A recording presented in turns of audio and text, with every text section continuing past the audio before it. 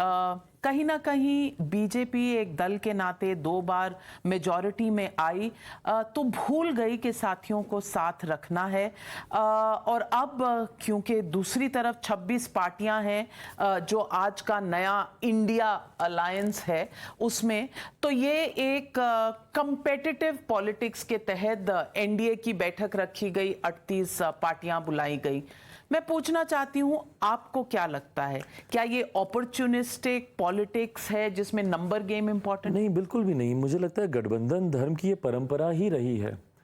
ये ऐसा नहीं कि पहली बार ऐसा हो रहा है कि भाई चुनाव के वक्त, और गठबंधन चुनाव के वक्त ही मजबूत किए जाते हैं, उनकी स्मूथिंग की जाती है, उनको एक साथ एक प्लेटफॉर्म पे लाके अगले रण के लिए उनको तैयार किया जाता है। और ये जनरल, और बीच में जरूरत नहीं होती? नहीं, बीच में तो सब साथ में है ही, पर उसके लिए रेगुलर मुलाकात करें, जो कि होती भी है। ऐसा भी नहीं है कि रेगुलर मुलाकातें नहीं हुई। हर पार्लियामेंट सेशन से पहले एनडीए की बैठक बुलाई जाती है, सर्वदलीय बैठकें बुलाई जाती हैं, तो ये सब होता रहा है। और जो लोग ये बोल रहे हैं वो खुद क्या कर रहे हैं, उनको भी तो अब याद आ रही है ना।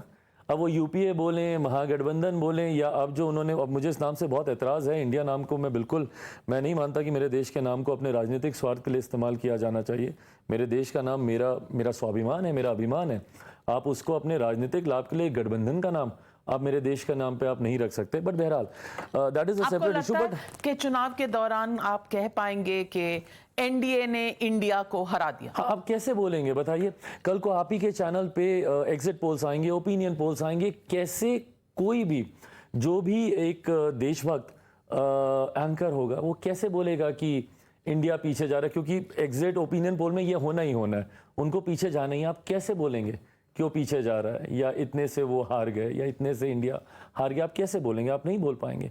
ये गलत है। देश के नाम का आप इस्तेमाल ऐसे नहीं कर सकते हैं। मैं आपसे ये भी पूछना चाहती हूँ, आपने बहुत से कलावे पहने हुए हैं, एक पीले रंग का, एक काले रंग का, एक लाल रंग का, एक गुलाबी रंग का। बहुत पूजा पाठ की थी, बड़े व्रत रखे थे एनडीए में वापस आने के लिए। I've always been दिखा दीजिए। I'm more of a spiritual person, also religious, but I'm a very very spiritual person. मैं मानता हूँ, और ये मेरी व्यक्तिगत आस्था का विषय है। बहुत ज़्यादा पब्लिक डोमेन में मैं चर्चा इसके बारे में करता नहीं, बट हाँ, मैं मानता हूँ। मेरा आस्था, विश्वास और कुछ करे नहीं रखे, आपको ग्राउंडेड रखती है, कठिन परिस्थितियों में आपके विश्वास को बांधे रखती है। And last 2 years were really difficult for me after my पापा।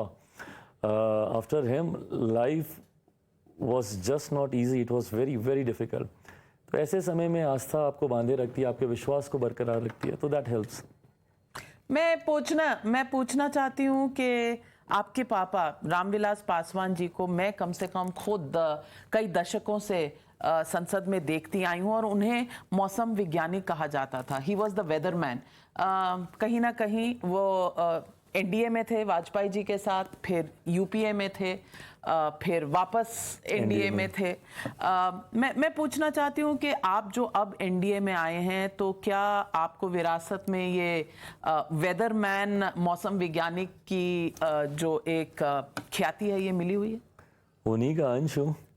तो कुछ गुण तो आए होंगे, बट ये मौसम को भांप के नहीं, अपने सिद्धांतों पे अडिग रहते हुए, जब मैं 2020 में अलग भी हुआ, उस वक्त भी मैंने कोई दूसरा गठबंधन ज्वाइन नहीं किया, या उस वक्त भी किसी दूसरे गठबंधन के तहत मैंने कोई चुनाव नहीं लड़ा। जितने भी उपचुनाव हुए हों, या फॉर दैट मैटर इवन 2020 का जो बिहार विधानसभा का चुनाव था, मैंने अकेले लड़ना स्वीकार किया, पर किसी गठबंधन के साथ मैं नहीं गया।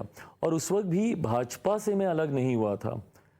एंड हाँ, लिटरली मैं कह सकता हूँ कि मैं भाजपा, क्योंकि मैंने भाजपा के सामने प्रत्याशी भी नहीं उतारे थे 2020 के चुनाव में। इससे मैंने जनता दल यूनाइटेड के सामने मैंने उतारे थे। तो भाजपा से मैं अलग नहीं हुआ था। उस वक्त भी गठबंधन से अलग होने का कारण मौजूदा मुख्यमंत्री बिहार आदरणीय नीतीश कुमार जी ही रहे। उनके साथ चलना मेरे लिए कभी संभव नहीं था, मेरे पिता के लिए भी कभी संभव नहीं था। वो असहजता मैंने अपने पिता में देखी 2017 में, जब वो रातों रात महागठबंधन छोड़कर एनडीए गठबंधन का हिस्सा बने।